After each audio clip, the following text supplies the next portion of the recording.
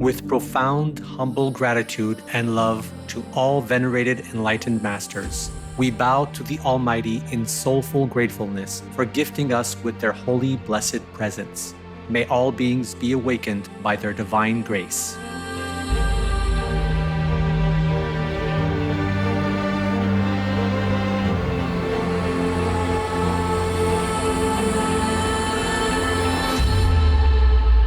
Etc.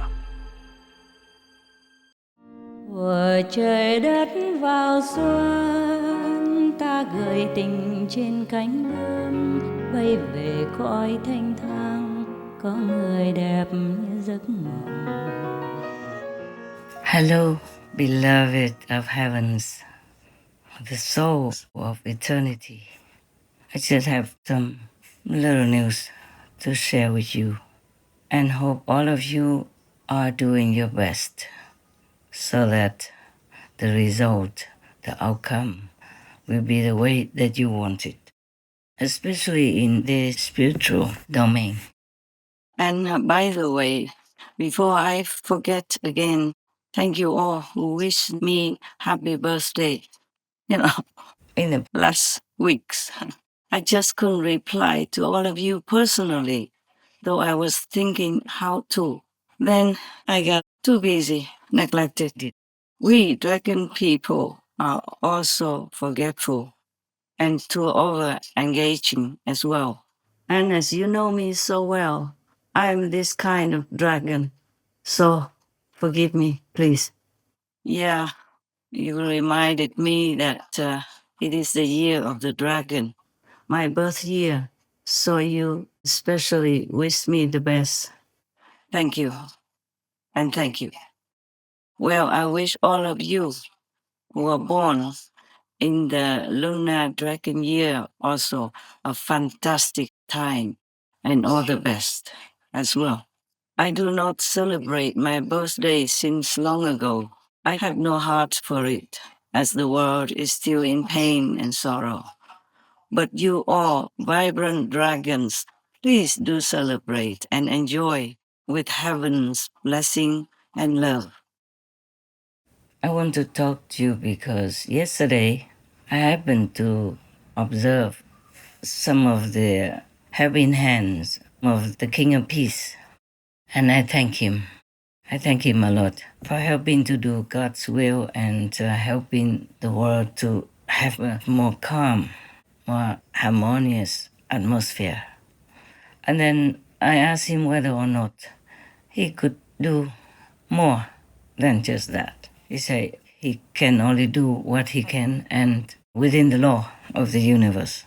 But actually I saw that he has already done more than what he could.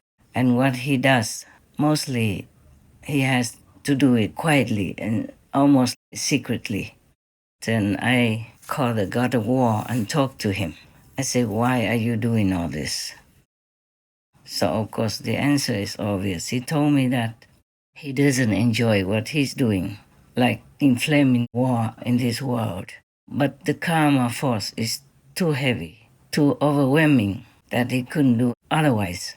So I told him, don't you have any sympathy for the victims of the war anywhere? Because as you see, it's not what anybody wanted. It's too much suffering, too much pain, separation, anxiety, worry, terrible, terrible situations, physical, and all kinds of pain, mental, psychological, emotional. So he said to me, quote, the force of karma kills all sympathy and compassion. So it's always zero. Zero sympathy, zero mitleid, unquote. Yeah, mitleid means sympathy. Even though he wants to, he cannot. There is no room, no chance for any sympathy to survive if the karma force is there. Oh, he talked more eloquently, but I cannot seem to really say it. So I said to him that I also understand his position and the work that he has to do, but I cannot bear it to see the humans suffer too much, especially the innocent bystanders, like the elderly and the children. That really is wrenching my heart every day. So how about he punishes me instead alone and leaves other people in peace? I'd be willing to suffer, however much and however long it can be. And I try to do PR for myself, like public relations, you call it. I advertise for myself. I say I'm more worthy than any of the victims in the war, and all of them put together. So if you destroy me, if you punish me, it would be worthy enough. It would be good enough for everyone else. So he told me it's not possible. I say everything is possible. Why not? So he said the killing and violent energy doesn't mix with peace energy. So the peace just stays alone and that killing energy stays alone. They won't mix together. And the killing energy will not be able to cover the peace energy. Thus, it is obviously like two polar kinds of energy, two different separate kinds of energy. So it's not possible for peace energy to mix with the violent energy in order to become one with it, because the peace energy cannot be destroyed. I guess he means that my energy is for peace, and the karma of the world is violent, killing, and all this destruction. They cannot mix together, so he cannot destroy it. So he has to destroy only the violent energy. Well, I hope I make myself clear. When I was talking to him, it was all absolutely clear. Actually, his words, he said that because the war karma and the peace karma come from different sources of energy, they cannot mix together. That's why the energy of war cannot cover, cannot wrap around, cannot mix with the energy of peace. That's why I cannot sacrifice to make peace for people. The world people have to change into a right way of life. I have to cut away the violent and killing way of life. Then peace will come and peace will reign and will be lasting. That's his words. This is the first time I heard something like that from the king of war. I thought you can give everything you want as long as you have it. But it's not true. If you have peace, energy, you can't even give it to dilute the war energy. Maybe a little thing like you can help by sitting next to a nervous person or a frightened person and calm him or her down with your energy, peace energy, but not to dilute the whole world war energy.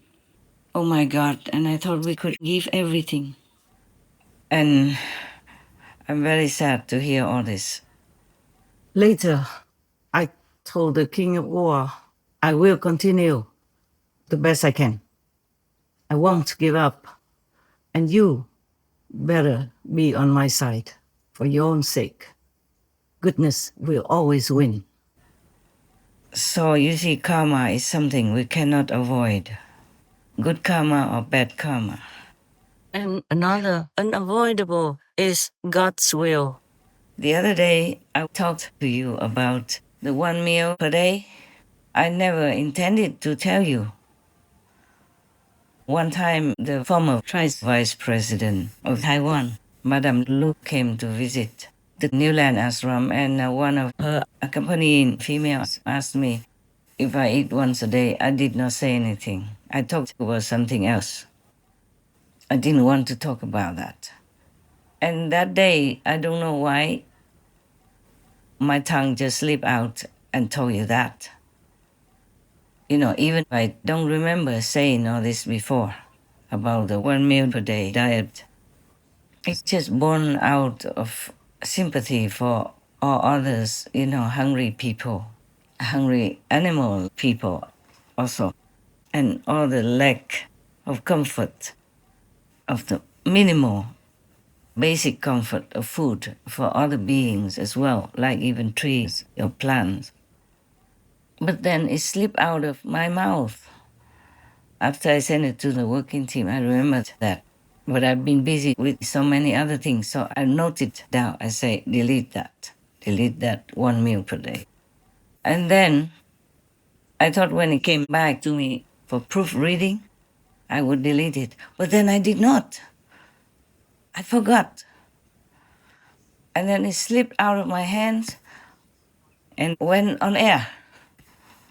Oh God, I did not want that to be on air. I did not even want to tell you to begin with, because I didn't want the consequences of it, the multiplied karma of it. Also, I did not want for some people to copy it. You might want to copy what I do. It did happen that people wanted to copy what I do, but then it went on air. First of all, I didn't want to tell people about what I do in my private domain.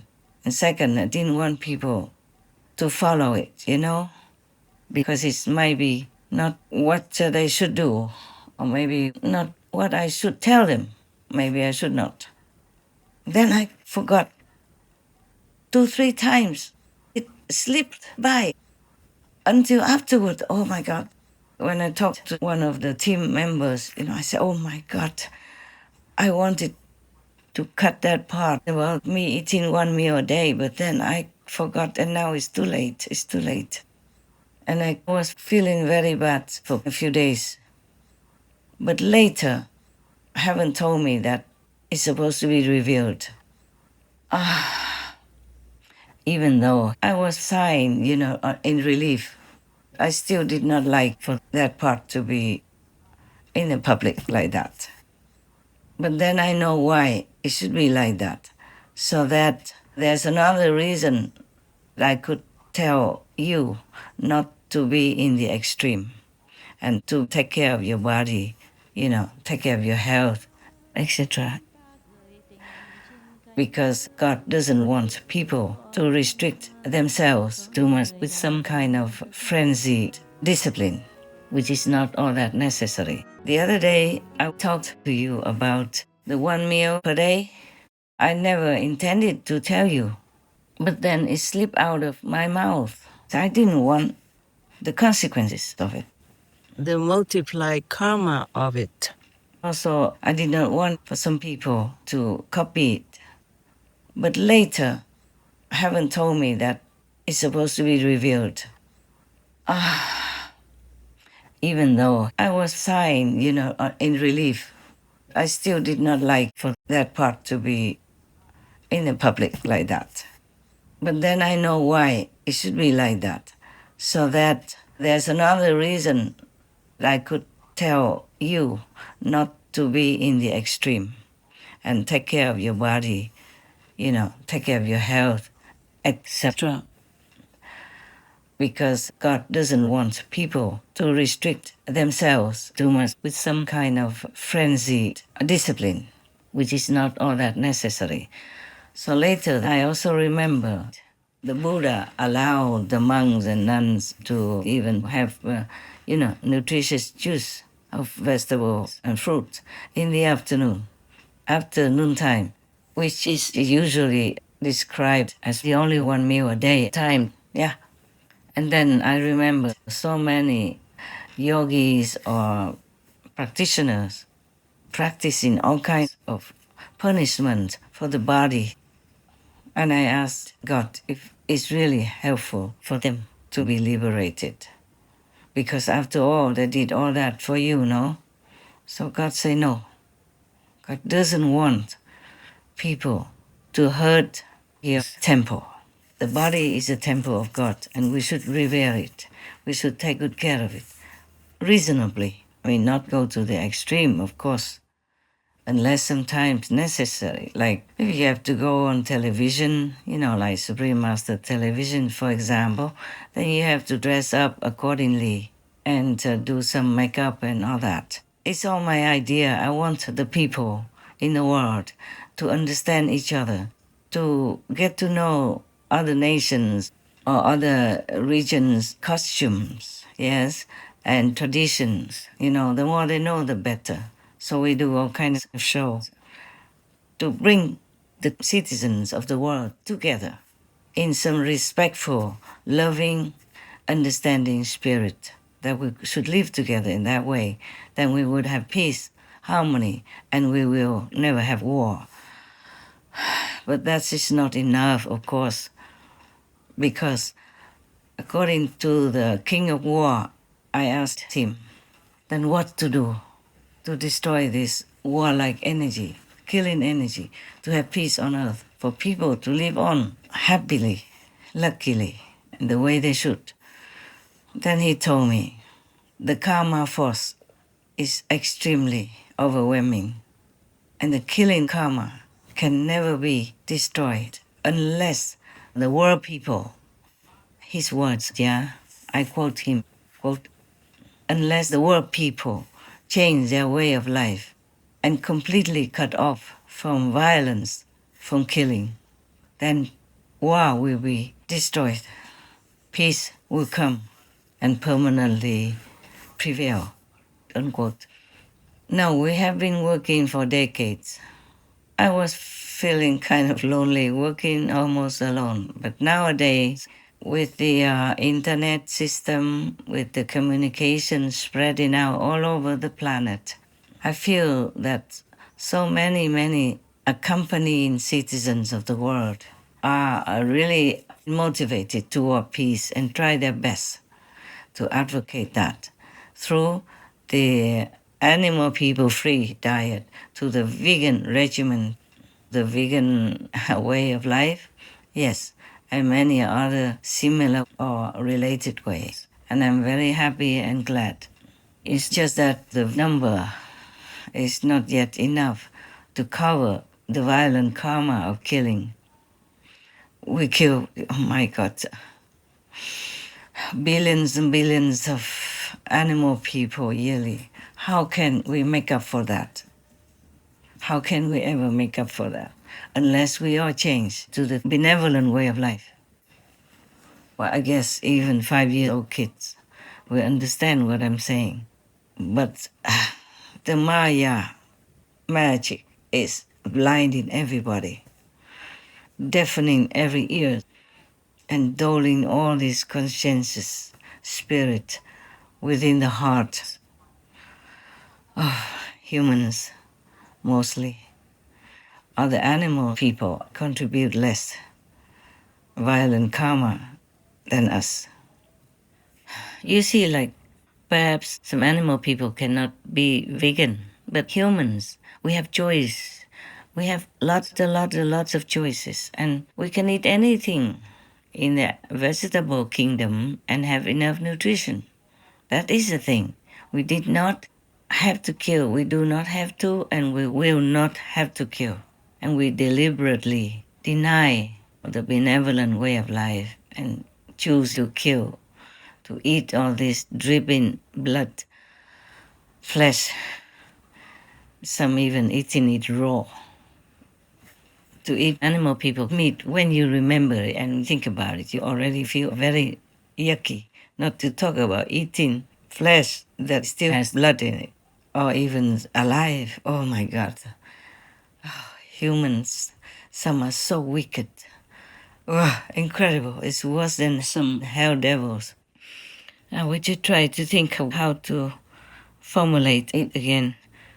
I wish I could write it down. It would be easier for me to just read it, but I can't write anymore, after editing a lot of shows on Supreme Master TV. I just don't feel like writing that much. I never really loved writing, only in school or when I was younger, writing poems, expressing my feeling at that present moment. Because it just came out. I just had to write it down. But poems are easier for me because they're short and also they come out easily. So it was almost like I wrote down what came into my mind quickly and simply. But the karma stuff and all the things that I have to explain to you are different. It has to be exact. And it has to be truthful. It's not just my personal feeling, but it has to be real and true. So it's more difficult than writing poems or short essays in school. Yeah. So you see, like even in daily life, I don't write emails or anything. I don't have one anyway. I don't know how. Even if I knew how, I don't know if I like to write emails. Only if I have to write comments, corrections, or suggestions for the Supreme Master TV programs and contact some of my working team members. Otherwise, I just don't write anything except some short notes to remind me of things. And most important things, I mostly don't even note down. Like the conversation with the God of War, I forgot some of the words that he used. Well, it is of similar essence anyway. For example, the karma of violence or the energy of violence is similar, you know. It denotes the same thing. And you will understand anyway what I try to convey to you. But otherwise, except for some idea or something I had to write and I didn't have time, or it was not the time to write to my team members, or I do not want to have any more radiation at the end of the day. I write it down by hand. Otherwise, I don't write to anybody. Except when it's work for Supreme Master Television. And that's a lot of work for me already. Because if you wrote down some wrong letters, then you have to rewrite it again. And then you have to arrange it so that you write it at the same place or exact place. In such a small, maybe room of the script for the show. It costs a lot of time. I don't write with 10 fingers even. Yeah. With all that, I have enough work to do, and then I have to do inside work as well, you see? So I don't have the inspiration to write the long-winded articles or something anymore. I write only short sentences or short articles like for slogans or vegan or peace. Yes. Or short news, yeah, for the team. Some suggestions for the team, some shows to do, some comments on some shows, or some additions to some shows, etc. And these are enough work for me to do because I need to do more inside work than outside, but I can't forsake either of them. I really miss the Himalayas times and the Hauta times.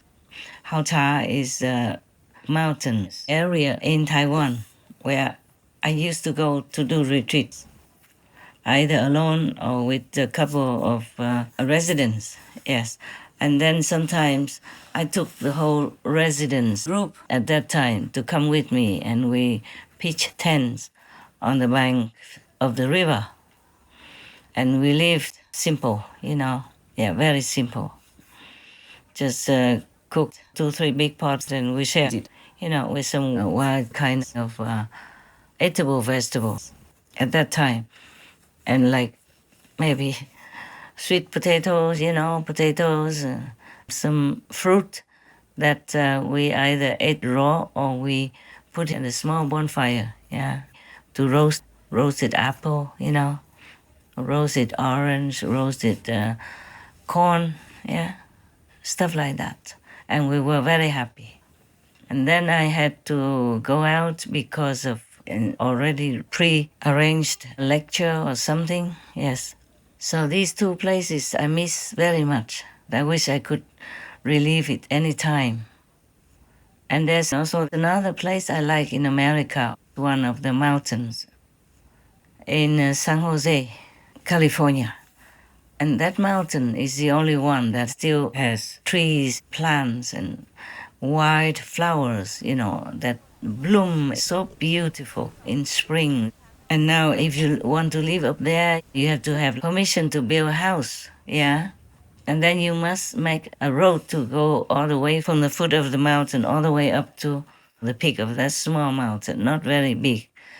But I could not, I didn't want to because I didn't want to cut trees to make a street. I looked all over around, many hills, many mountains were already all empty. That was almost the only place that had plants and trees and big trees, so I had no heart to cut them down. I love that place very much. Every night we just made a small little fireplace, with 3 stones and collected the dry wood around it to make vegan meals. And we lived in second-hand, fourth-hand, fifth-hand trailer, yes. And there's a little water well, yeah, on that mountain. There is also a lake in the front, which is the water supply for that city. I really loved that very much. I could walk, around all day long to look at the flowers and trees and the lake. I was very happy there. And then I had to leave because the lecture somewhere I was waiting. I was always reluctant to leave, but then I thought, oh, maybe I could come back. But it never happened again that I could come back somehow and live there forever and be a base for myself like that.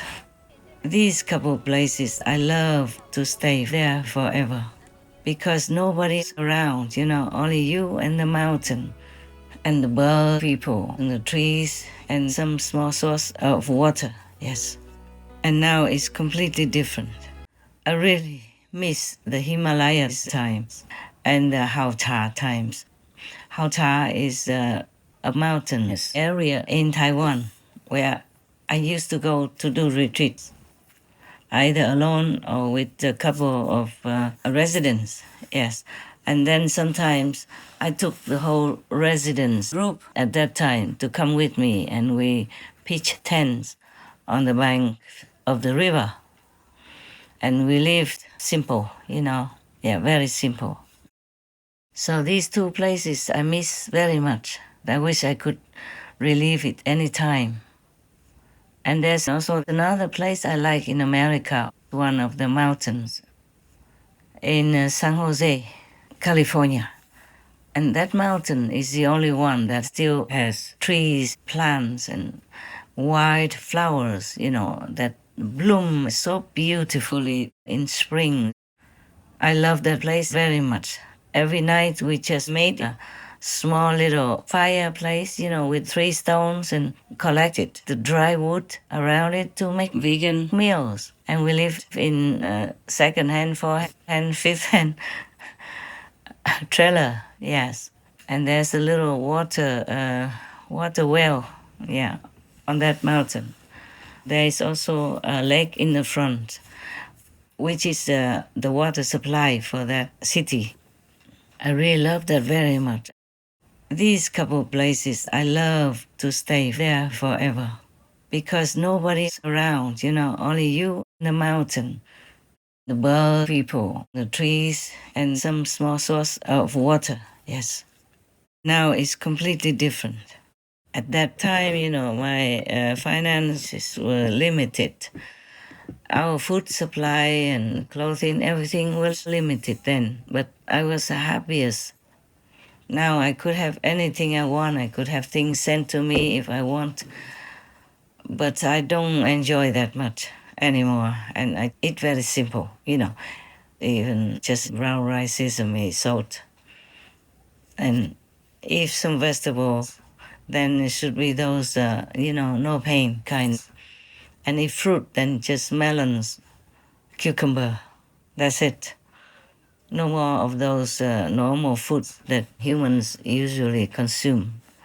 No oranges, no apples. I don't even buy juice because it would take a lot of work outside there to make juice. So I just eat melons directly if I have any. And even the skin of the melons I made into pickles. So I have vegetables as well, you see. If I want to, I can eat them for freshness, yeah. You just put water, salt, vinegar, and a little sugar, and the peel you cut into small pieces and put into a jar or a glass container, and you leave it in the fridge for 3-4 days. or for up to a week even you can eat them. Fresh, very nice, yeah. So we don't need to make a lot of landfill garbage. And also the peels are very nutritious, more nutritious than the flesh inside of the melons. Because when you eat melons, and you can make the peels into a vegetable pickle, and that is quite a lot of food already. Yeah, if it's convenient, then you can buy these melons and eat the flesh inside, and use the peels to make pickles as your daily vegetable. It's a lot. So I don't have to buy a lot of things. That is quite luxurious already. And life can be more contented that way. You don't have to do a lot of washing or cooking or produce a lot of garbage, because nowadays people sell you things for delivery that's already packed, in plastic bag, small or big, and that produces a lot of garbage in the end. Because I guess it's still a pandemic risk and many other risks of illnesses, like even bird flu nowadays is spreading all over already, and many other strange sicknesses or old sicknesses are revisiting. So people, when they deliver would wrap things, they sterilize the vegetables and then they wrap them in plastic to keep them hygienic for you. Yes.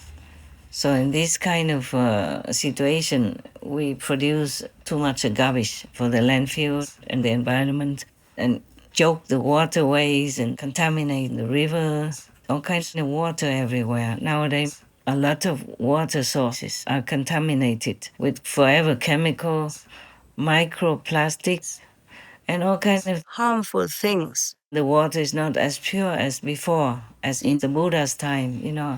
But even in the Buddha's time, the monks were already advised to use cloth to filter the water so that any worms or insects would not die in the cooking process. And even if the monks drank some milk at that time, the milk was humanely made, you know that. Some rich humans have cow, ox, or sheep people, and they just milk them with their hands, very gentle, and just enough to use for their family or a little bit for the village. Not like how we produce en masse nowadays with all kinds of machines hooked up to the poor cow people, a breast sucking all the milk out, and we snatch away their babies, even eat their babies. Oh my God, there's no end to our violence. I don't know how most people's hearts can bear to eat all this if they really know how the meat is made and from what. You see, they just see the packet. They cannot picture the cow people suffering, struggling, kicking while being murdered or having their throat cut, or the babies being separated from the mother, crying all the way and going to be chopped to be your view.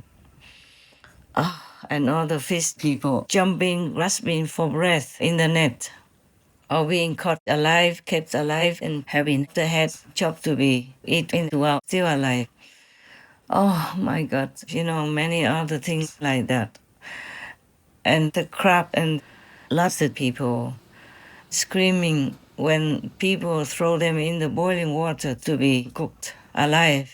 And all the shrimp people still jumping while being cooked. Talking about that, it is terrible for the heart. I don't want to. I don't want to, but I have to remind people that these are the facts. The truth is like that. The truth is the flesh, the meat that you stuff into your mouth comes from tremendous suffering and pain of the innocent beings who have done no harm to you. Talking about all this is really heart-wrenching. Yesterday, I could not bear it, seeing so much suffering. physically and non-physically. You can see it in your mind even if you don't watch TV. Because your soul is free, you can roam around and look everywhere you want. Sometimes I have to shut it all down, otherwise I can't live. Yesterday I was in so much pain and suffering, seeing too much sorrow in the world. I normally don't pray to God for anything for myself. But yesterday I had to kneel down and say, please, just for my sake, please stop all this. Don't punish me with all this suffering that I have to see, have to feel. I have to know. It was terrible. I cannot bear it.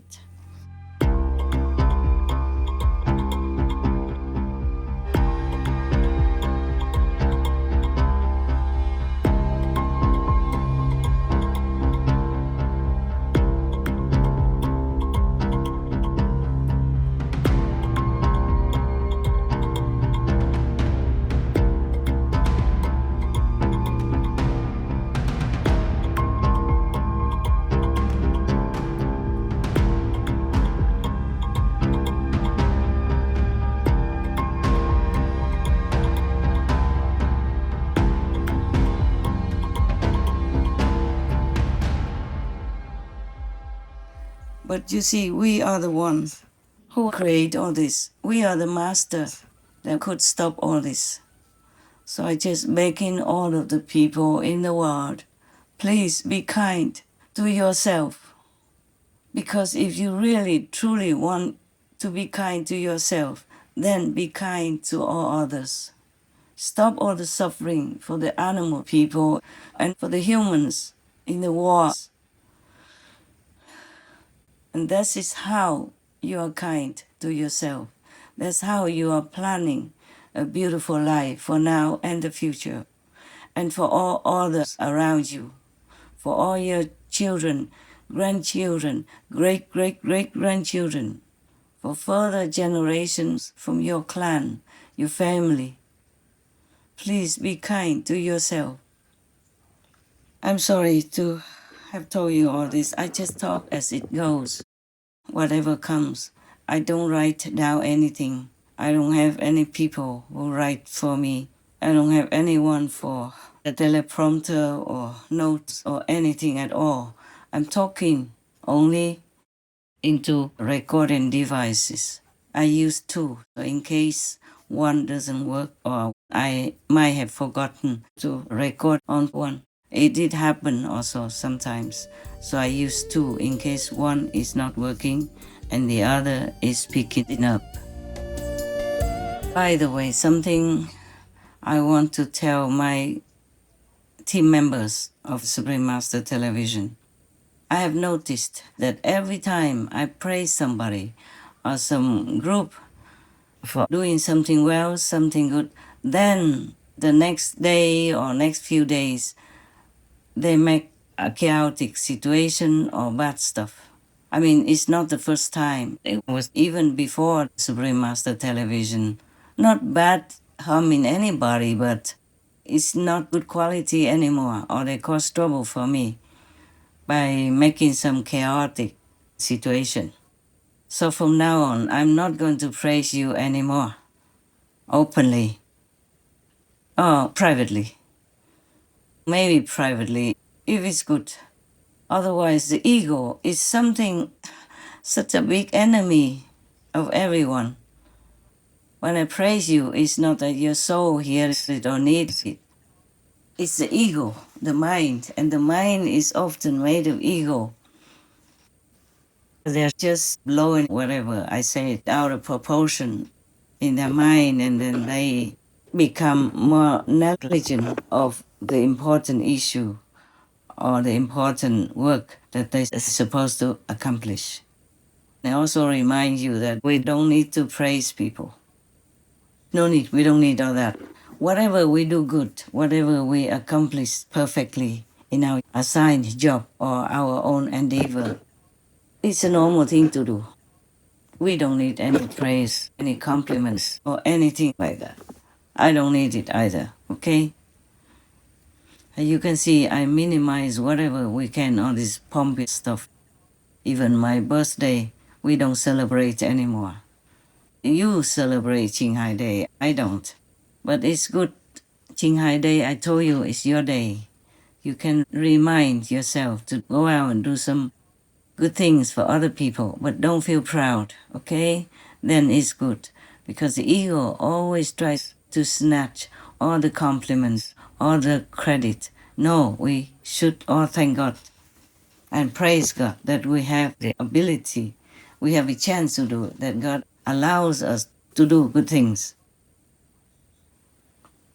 And we should feel happy that other people are happy through our deeds. That is enough already. Just in the world, sometimes for everyone else, we encourage them to continue their job. So we have some awards, praise, or thank you letters, but I'm still considering whether or not we should continue to do that. I will consider, I will ask heaven whether or not we should. Of course, the charity deeds, whenever you can, however you can, help others in need must continue. Nowadays, our world is truly in big, big turmoil. So many refugees of the hunger war, not to talk about the real war with weapons, but the war of hunger, the war of thirst, are truly, killing many, many, many people, elderly children in the whole world, everywhere. Even in some powerful countries, rich countries. I saw people who are homeless, downtrodden, and my heart can never feel peace.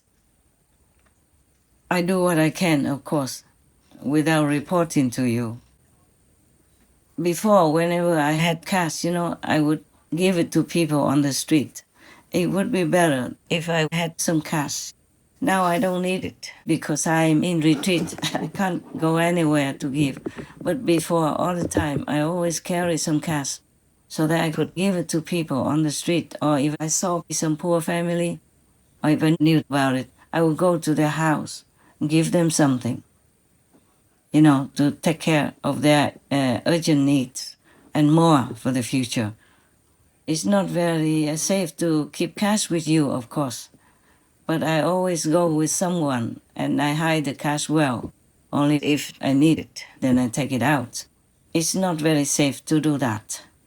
But because of my heart, it bothers me to see other people in need, walking with scorched feet on the hot asphalt road or wearing tattered clothes, not enough to cover from the winter wind.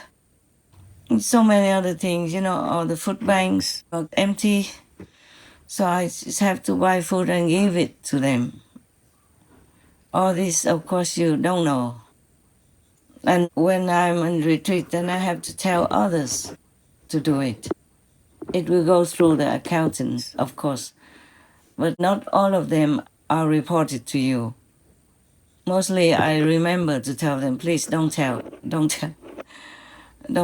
it publicly, just go and do it for me. If I know somebody, I would call them and say, okay, go and buy this and that and engage your family or your friends. Go wherever possible, in your area or further, as far as you can, if your time allows and your work allows, to give to the food bank or to people. Do it quietly. So it's not that I tell you to do it alone. I'm also with you, doing things with you. Whatever you're doing, that's good for others. If I can, I'm also with you. We are a team, okay? Even if you don't know I'm doing anything, I'm doing it. I'm your team member. So do not forget to help others if you can afford it. Please, what for you hoard your money? Anywhere if you don't need to.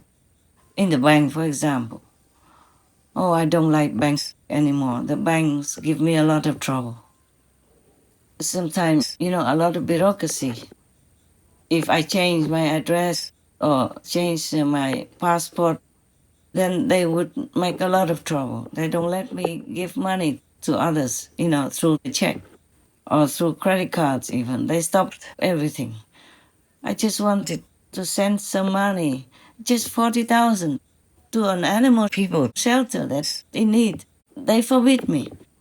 They say I'm not allowed. And if I ask some of my disciples who used to keep my money for me before to send it to my bank, then they don't let me take it. For example, if it's from Singapore, they told me Singapore is a Muslim country. Oh my God, what kind of ignorant person is that? How can Singapore be a Muslim country? Incredible how ignorant the bank people can be. My own bank manager, I don't want to tell the name of the bank. Or should I? No, I don't want to take revenge. I'm just telling you it's true story that happened to me. And they almost like confiscated all my money in the bank. So I can't use for anything. I said, can I just send this money to all other places, like to the churches, the temples, the monks, the priests of different religions? Possible or not? Also, no, cannot. They just want to keep it to make money for themselves. They don't care if my money can help others or can help religious institutions. It's truly like that. Because I don't like to always have money in the bank. I like to have cash also. Or I like to be able to send it, to any needy area. That's why sometimes I prefer to have cash, because I also give to the priest, Catholic or Muslim or Hindu priests or Hindu monks, Buddhist monks, anyone who I see is needy or worthy. I give to the priest because I know the priest will give it to the poor. The Catholic priest, the Christian priest, and the Buddhist monks, they also will have orphanages or they will raise old people in the temple. I know all that, so I give to them. I also say they can use some for their personal needs, like shoes and winter clothes. Or sometimes I buy it and send it to them. Or I send them money and say, I saw your shoes are tattered or, very worn out. Please, this is for your shoes and some extra for your clothes for winter because here is very cold. For example, some monks, like Thai monks, Vietnamese monks, but they live in a colder country or they live in some small area with a small room to do their work, for their believers, for their faithful. And they don't have enough clothing or they don't have money. So I buy it to send it to them or I send the money through some of their followers to bring it to them. I say, go buy this and that for him, for her, or ask him and her what they want and buy it for them. And I can't just send a check with it. I don't have checks with me all the time in my pocket. Money is very convenient, So do not look down upon money. Money is very important, very good. If you don't use it, if you have a lot of surplus, please take it out of your bank and give it to others who are in desperate need. Give them some more time to be alive so that they, by chance, will remember God, pray to God, and they may be uplifted and blessed for that merit. If not in this lifetime, then next lifetime. Because not all of them can see the Master to liberate them. No, not all have that fortune even. It's easier to have the fortune to be rich, but not easy to have the fortune to meet an enlightened Master to liberate you. I like cash, because it's very practical to use. Sometimes I live in different countries. I go around and see which animal people shelter, which orphanages need money. I just give because I don't want to let them know my name. I don't want them to know who I am and all that. So cash is very convenient for me. when I'm not in retreat, of course. But sometimes the bank, even if I went to another country and I want to change a bank, they don't let me. They make so much trouble. One time I went to Canada. I wanted to buy a house there. It looked very nice, and I wanted to stay in Canada, but then the bank stopped me. My bank at that time was in Spain. They stopped me. There was another bank. I have had many bad experiences with banks. Bank in America, bank in Spain, big banks, international, famous banks, not normal ones. I thought, these kind of internationally famous banks would have good service, easy for my life. It's not true. And internationally famous ones also from Germany, America, Spain, France. Oh, I tried all kinds of banks. They make so much trouble for me, so much bureaucracy. I have had many bad experiences with banks. A bank in America, a bank in Spain, big bank, international, famous banks, not normal ones. I thought, these kind of internationally famous banks would have good service, easy for my life. Not true, it's not true. And internationally famous ones also from Germany, America, Spain, France. Oh, I tried all kind of banks. They make so much trouble for me, so much bureaucracy. And one time I wanted to give for the Katrina disaster. They also make trouble for me. I had to write a lot of things so that they could send money for that Katrina to help the victims. I prefer people don't know my name. In the back of my mind, intuitively, maybe also for safety reasons, I don't want people to know that I have so much money here and there. For normal people, it's a lot. I don't have so much like many of the people yes. But for other people, or even for a robber, it's a lot of money, okay? If you have a cash, it's very simple, just to give it to anyone, anytime, when you see fit, yeah? Or even I buy things for the food bank from the shop or for poor people because sometimes the council or the mayor of some city announces it. So I just go to the shop and buy it, leave it there at the shop for the manager of the shop to send it. I don't send it myself. In those cases, I just buy with cash. That's why sometimes I have a lot of cash. I don't do it anymore, especially in retreat, of course. But I don't want to give it by check or credit card because people can find out. Like one time in Canada, I didn't have any more cash and I had to use a credit card. Then the police even went to the shop to ask who bought it. Is it real money or because it was a lot? So they doubted, whether or not there was something fishy. So they went to the shop and asked. And they said, okay, this is her credit card, it's her name, it's all okay. And then they would know my name. And then even when on the newspapers and television, oh my God, yeah, that's the thing that I least wanted. In this world, it's so complicated even to do some good things. But I guess for you, you are not very known to too many people, so you could use a credit card or your bank transfer or something. But on the street for the homeless, you can't give a credit card to them.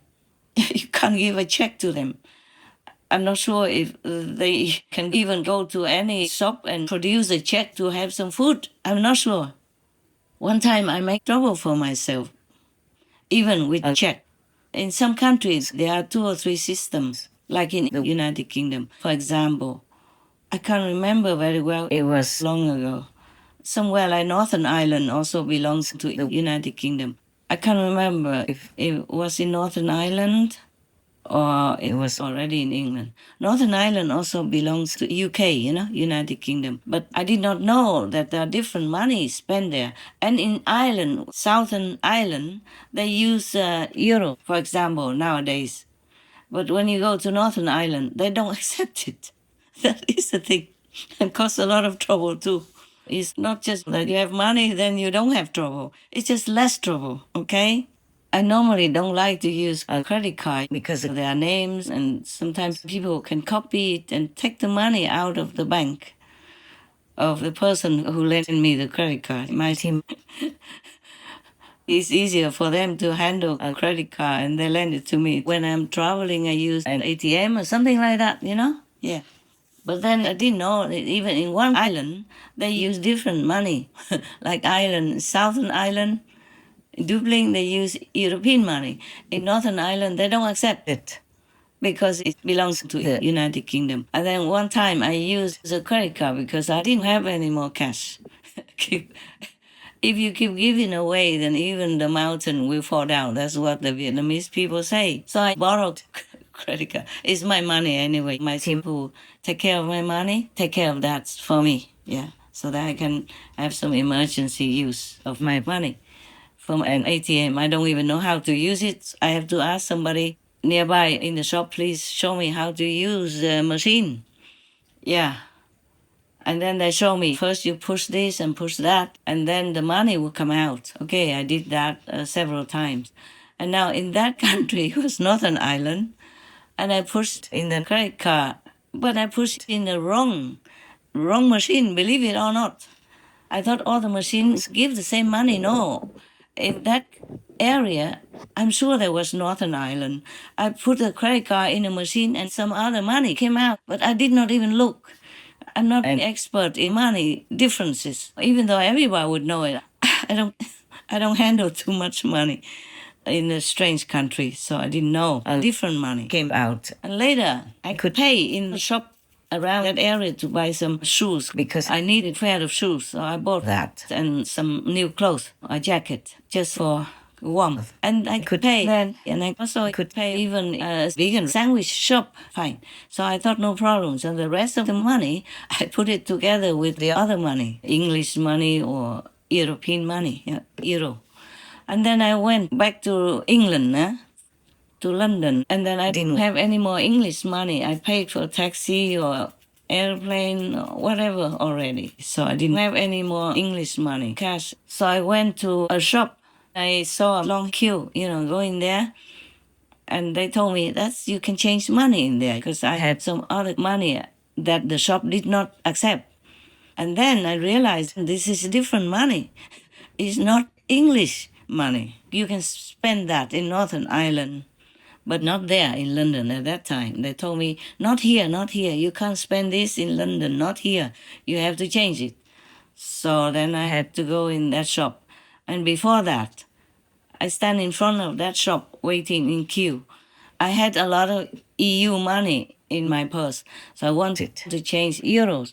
And I poured out one. At that time, I did not know that money was different. I wanted to change euros because that money is not a lot anyway. I want to change a lot of euros to go find a hotel and go in a taxi and go eat something. And then I saw a man sitting on the floor, very poor in tattered clothes, so I thought he needed money. So I took out some money from my purse and gave it to him. And he saw the money. He said, no, not here. You can't spend it here. This is not English money. I said, oh, okay. I didn't know that. So now you could go in that shop there in front here and change the money into pounds. They will change it for you. You go in front of me. I gave him my place. And then later he went in and he changed. He came out and he told me, oh, I changed it. It's good. So I thought it was no problem. I went in, and I also wanted to change the same money. And then they wouldn't change it for me. They scold me. They say, you don't do this kind of thing. You send a man in first to change it for you, and now you come in and change it. I don't do this for you. I said, oh, no, sir, I did not know. So what do you change? Do you change euros then? He said, yes, of course. So I had to step aside and let somebody else come in first because I had to open my luggage and get more money out, And then they didn't change. They gave me a very hard time and were scolding me about all kind of things. I didn't know why they were scolding me. I just wanted to change the money. I guess they suspected me of something because I'm not English looking. Of course, I'm not, yeah. And so I say, okay, can you please change, as much as you can so that I can get a taxi, go to a hotel and wash because I need to wash and I need something to eat. So they changed 300 euros for me into English money. Oh, I did not know. It was so difficult just to change money. Right, so when I went out to get a taxi, I also didn't know how to get a taxi there. So I asked the people who were queuing with me, do you have a taxi number so that I can call a taxi for me? So one kind lady dropped from the queue and said, over there, there's a shop. Inside you have free phone call for, for taxi. I said, oh, wow, there are such things? So kind. And where is the shop? She pointed the finger. What is the name of the shop? How do I get there? She said, okay, I'll take you there. So she brought me to the shop. I gave that post office, a couple of €1,000, but they only changed for me finally when I say, please change some so that I can go have something to eat. Then they changed only €300. They didn't change more. I said, okay, thank you anyway. Thank you anyway. And then the lady later also told me, the one who brought me to the shop, she told me, you can go to that shop. They change everything for you, any money and bigger amounts for you. I said, oh, really? So kind. So later, when I got the taxi from that free phone, she even showed me how to call that phone. Just pick it up and somebody will talk to you. And then you say you want a taxi and you tell them where you are and they will come. I also didn't know where I was. So I say the shop. And they say, oh, we have so many shops like that. So you have to tell me the address. So I asked the shop workers to come and talk to the taxi. I was stranger, in the land of Egypt. So they helped me and I got a taxi. So I asked the people who were queuing with me, do you have a taxi number so that I can call a taxi for me? So one kind lady dropped from the queue and said, over there, there's a shop. Inside you have free phone to call for for taxi. She even showed me how to call that phone. Just pick it up and somebody will talk to you and then you say you want a taxi and you tell them where you are and they will come. I also didn't know where I was. So I say the shop and they say, oh, we have so many shops like that. So you have to tell me the address. So I asked the shop workers to come and talk to the taxi. I was stranger, in the land of Egypt. So they helped me and I got a taxi. And then later, I got a hotel room, a small, cheap one. I went to change some money and then I was feeling safe. But then the hotel asked me so many things, not just passport, but driver's license. God knows I don't have. And then credit card, I was not willing to give because it's not in my name either. I borrowed. Oh, my life is not all that simple. You thought it is. It's not. I already thought my life was simple. It's not. So I couldn't stay in that hotel either because I'm not credible enough.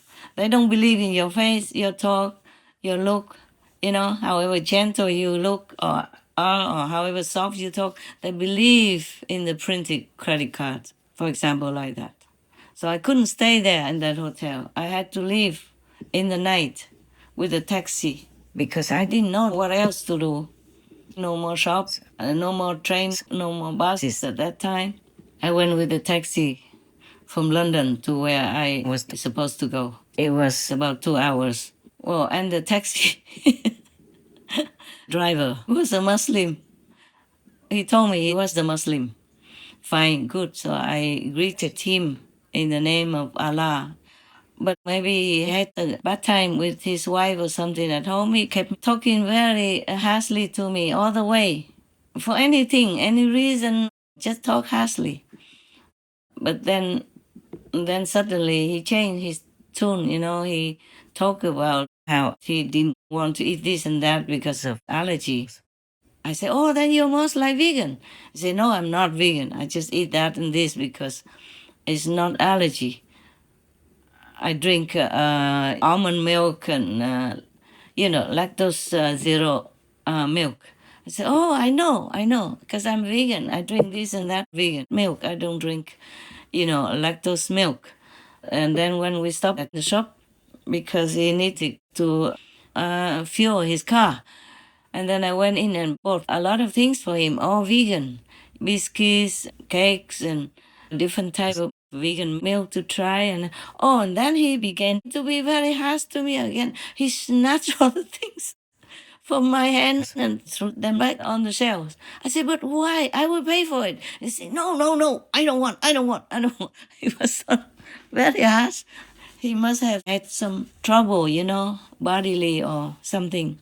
Or maybe it was late at night and he wasn't willing to take me so far away, but he had to because he was on duty. He was in the line to take customers, so he had to.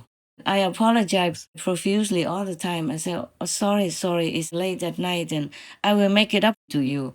I will pay more than you ask. Don't worry about it. And here, take some first, you know. Here is 50 pounds for you.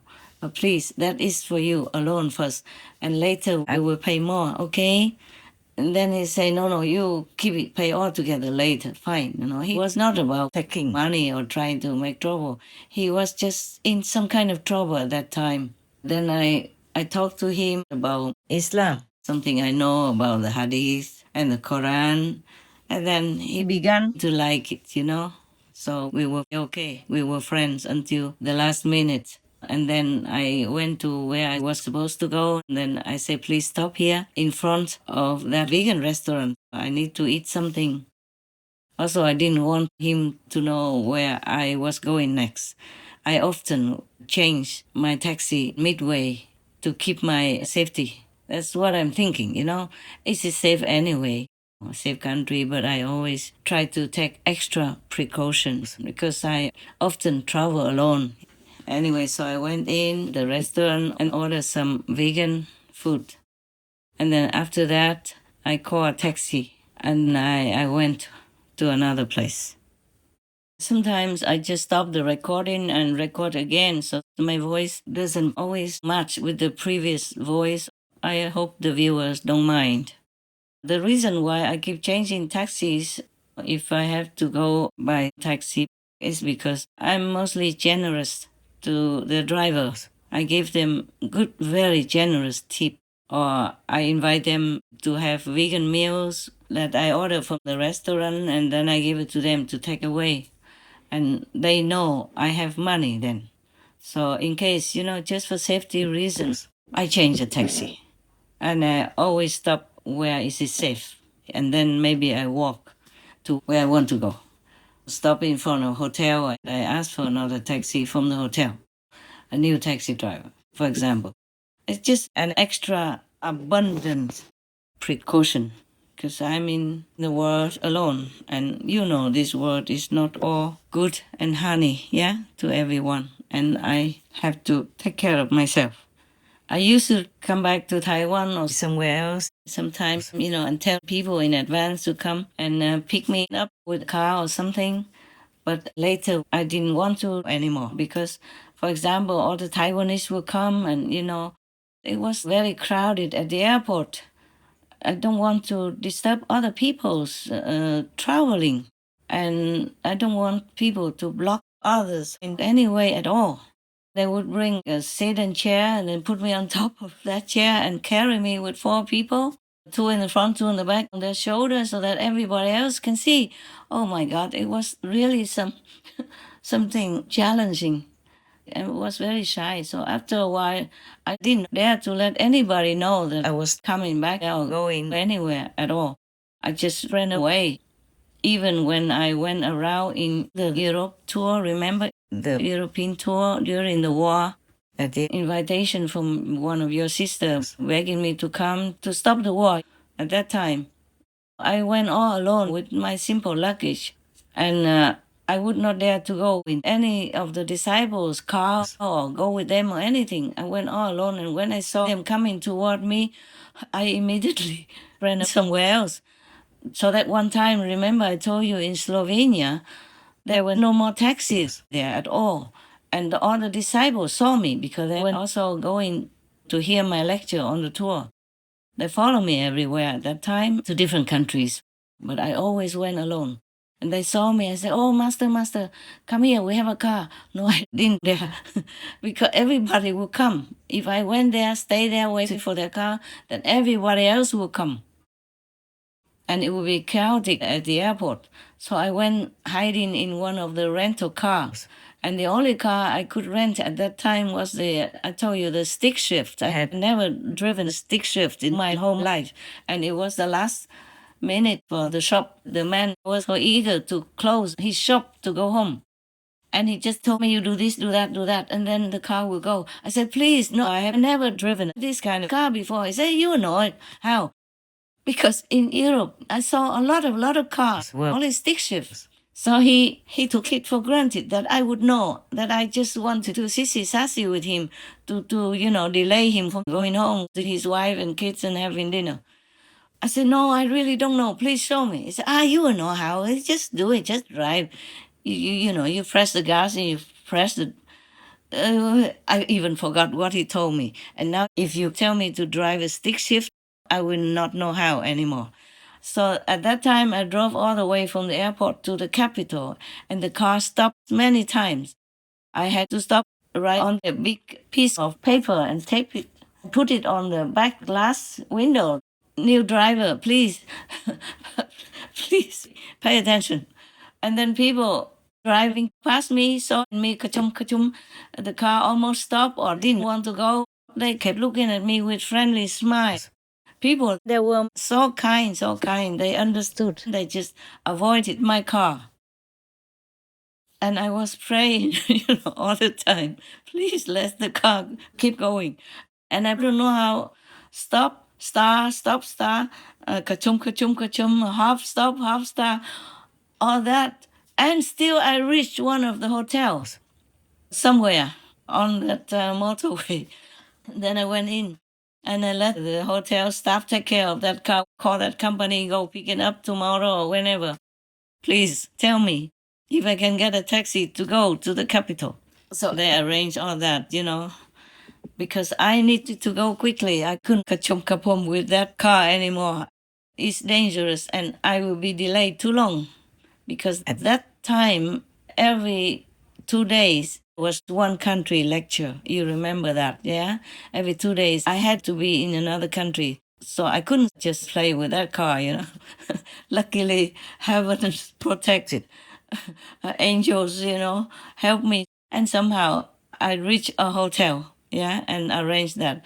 And he say, oh, it's very expensive to go to the capital with a taxi. I said, no, I don't care. Please. I have money to pay. Of course, when I went on the road, I prepared. I had cash and also some credit cards.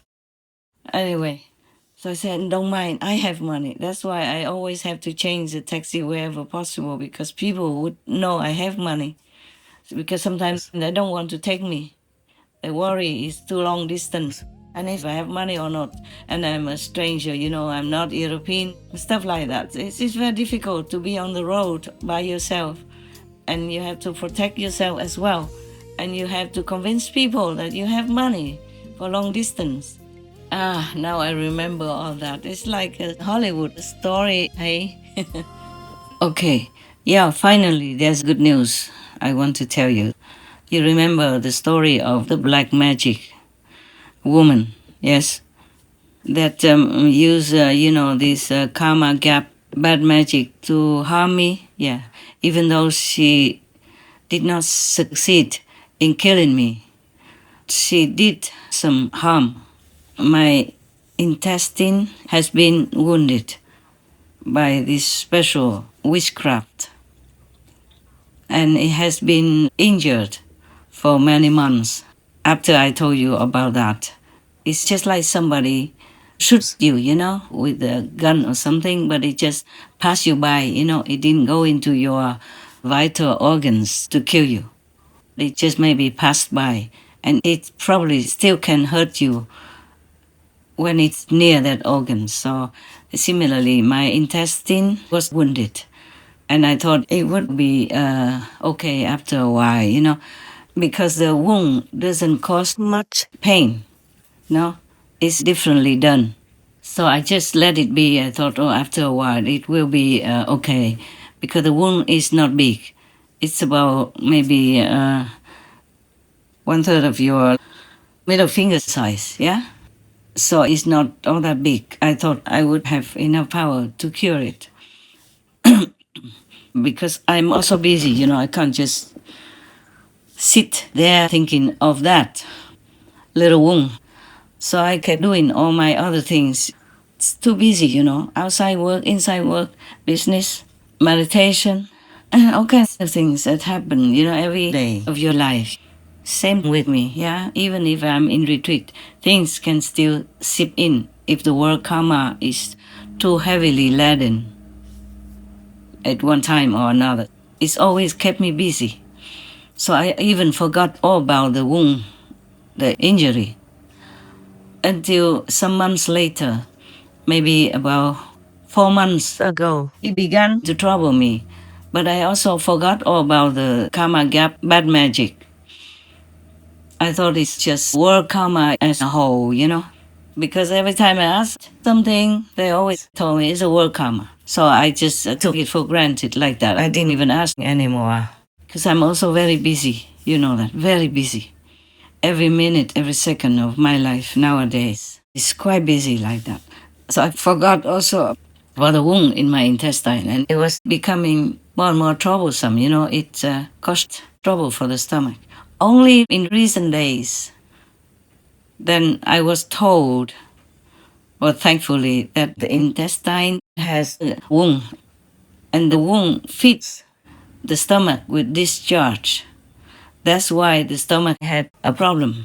But I didn't think much because just some pain and a lot of bubbling. But I didn't feel too much dragged down. I didn't feel like unhealthy or sick or anything. I was still doing all my work until recently when I was told like that. So then I knew what to do. I remembered that, and it has become better now. Thank you to God's grace and all the protecting power. And I asked that source of information, why didn't you tell me earlier? Huh?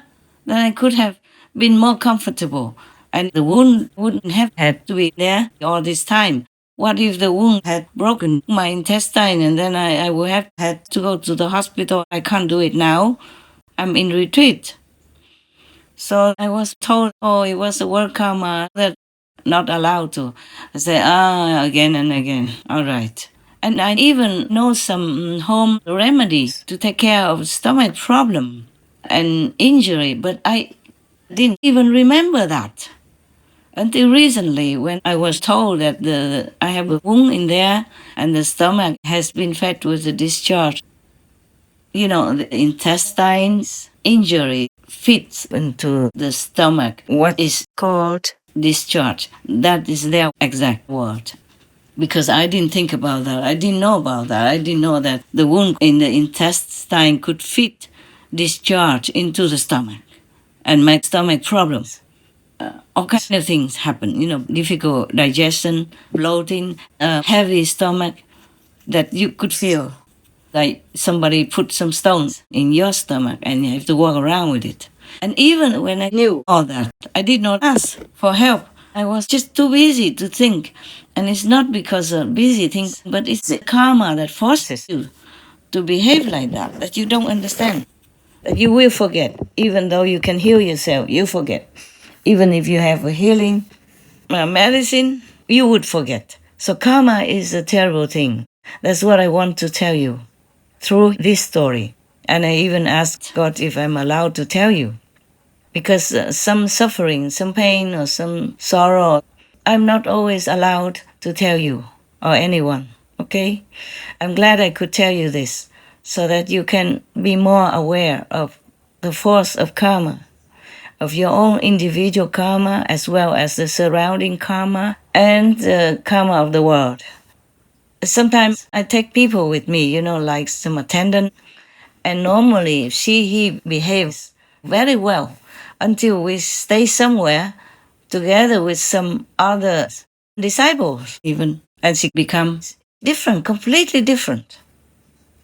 Like she doesn't cook for me, she doesn't do anything, just stay in the room all day long, with the excuse of meditating. Fine. Finally, I have to stop my work and go cook for myself and for her when she comes in. So every day like that, for at least almost 2 months till we moved away. Every day I cook. She does nothing. And she came in 8, late, 6, 7, 8. Then I had to remind her to be well, to be warm and all that stuff. I don't mind. It's just I thought that it was the word karma that made her do that way. But later, heaven told me it's not. I said, then why does she behave like that? And they told me that, what's the word they say to me? I just want to quote exactly, but sometimes I forget. It was long ago. It's past already, I don't remember.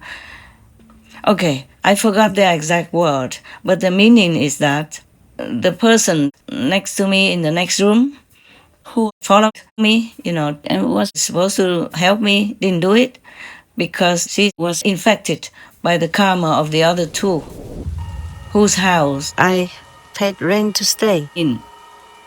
So karma is a scary thing. And now you understand why many yogis, many spiritual practitioners went away to far away places, Himalayan peaks or end of the Himalayan mountains, where nobody ever can come up, like Gamok in the Himalayas, where it's snow all year round. And even in summer, the snow is so thick, nobody can go up. Until maybe when the army goes and clears all the roads in the Himalayas so the pilgrims can come. Then people come up and bring food for the yogis or the spiritual practitioners over there in that remote mountain of the Himalayas. And they would receive food maybe during all that time and some dry food, to keep for 6 months when all the snow is impenetrable in that Himalayan region. I went through much of that area after the army cleared the snow, because it's such a thick snow that on both sides it's still like walls, very high walls, 3-4 meters high. Only snow and ice on both sides of the path where the pilgrims can go. So karma is truly a terrible thing. Sometimes you go out to work or do something or meet somebody and suddenly you feel different. You feel aggressive. You feel uncomfortable. You feel sick or you vomit. You get a headache. Anything like that is not always because of your karma, but because you are infected by the karma next to you. Or even some disciples, when they watch TV, outside the TV, then they get headaches all the time, anytime. If they don't watch a TV anymore, then they're free of headaches. So if you have some sickness that comes suddenly or something provokes it, you pay attention and avoid that situation, avoid watching that show or meeting those people. If you can, absolutely avoid it. Okay, by the way, just to tell you. There are so many things I can tell you or I cannot tell you. But I'm also very busy to talk to you every day. It's not the same situation now. In retreat, I have to do a lot of inside work, more important even than the Supreme Master TV work, but I have to do both. So if I don't talk to you for a long time, please understand, I never neglect you inside. I'm always with you. God permits me that grace. So please don't worry, okay? We're always together. God made us together. God is pleased that we are together and that you cooperate with me under God's will so we can make our lives better, our relatives and friends' lives better, our loved ones better, and the whole world better in our little humble effort, okay? We thank God for allowing us to do that. So don't pray too much for anything, just pray that God's will be done and that you will always be able to do God's work and that you never forget God. Pray God, only that you will not forget God and always think of God, miss God, love God, long to be with God. And pray that God never forgets you also. God doesn't. It's just that if we obstruct ourselves with some unrighteous deeds or some wrong concept or wrong thinking, then we block ourselves from God's presence and we will not feel God's presence and love. But God never stops loving us. God never forgets us. Just pray that you don't forget God. All right, my love? Okay, then I guess that's it for now. I have to go and do some other work. Also, Supreme Master television work is still waiting. I will talk to you another time, yeah? All my love to you, all of you, disciples or non-disciples, and all beings on this planet and everywhere I can reach. My God bless me to continue to do that. My God bless you abundantly every nanosecond of your life and all your loved ones to be blessed that way, and that all of you and your loved ones and all beings would never forget God. That's what I wish. Thank you very much. Amen. Dear God, we love you. We ask for forgiveness and for your guidance at all times so that we know what's the right thing to do for others. Well, of course, for ourselves also. Amen. Remember God, you are divine. Have a good night. Remember God.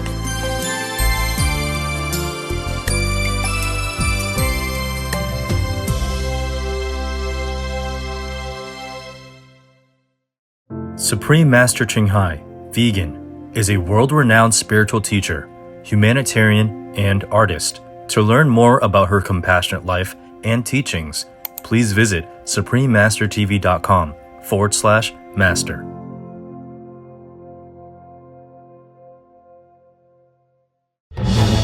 Peace is happening around our world. Peace News number 82 of many and counting.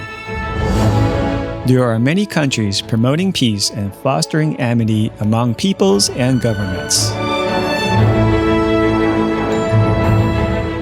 etc.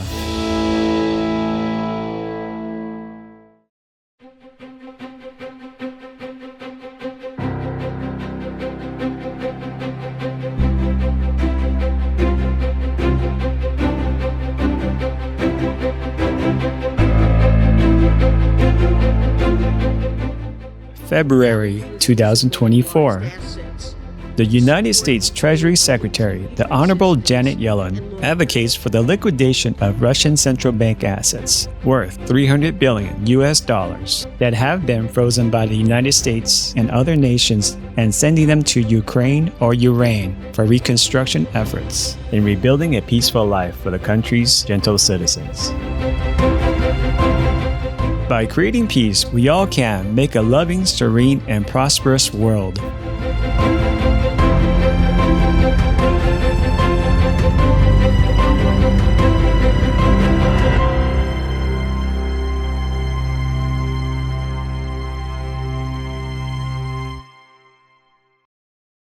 There's nothing more powerful than an idea whose time has come, and this veganism is it. And it's only going to get bigger from here. Chris Del Force, vegan. Being vegan, having peace, heaven, Godspeed.